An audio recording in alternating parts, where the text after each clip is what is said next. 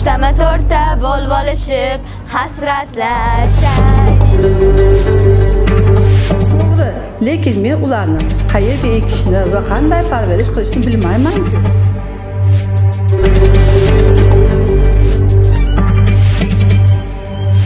Rivoyatning asosiy g'oyasi nima ekan? Mehr, muhabbat, oqibat. Juda ham to'g'ri.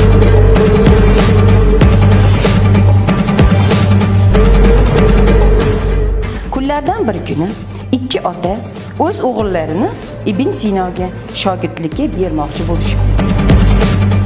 Fototsent degani hosil qilaman degan ma'noni anglatadi. Ularga asosan fotosintez natijasida hosil qiluvchi o'simliklar.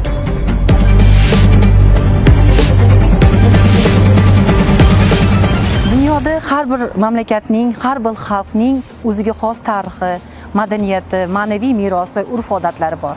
Shuningdek, o'zbek xalqining ham o'ziga xos tarixi, an'anasi, ma'naviy merosi va urf-odatlari bor.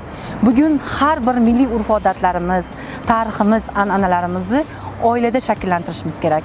Bu har bir oiladagi ona uchun juda katta mas'uliyat. Har bir oilada onajonlarimiz o'zlarining farzandlarini milliy urf-odatlari asosida tarbiyalashlari kerakki, mana shu komil insonlar tarbiyasida juda katta e'tiborga ega.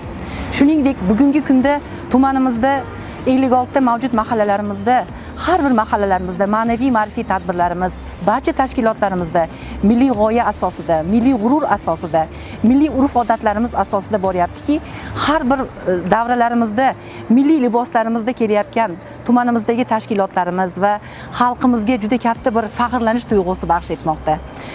Mamlakatimizda milliy urf-odatlarimizga, milliy liboslarimizga juda katta e'tibor berilmoqda.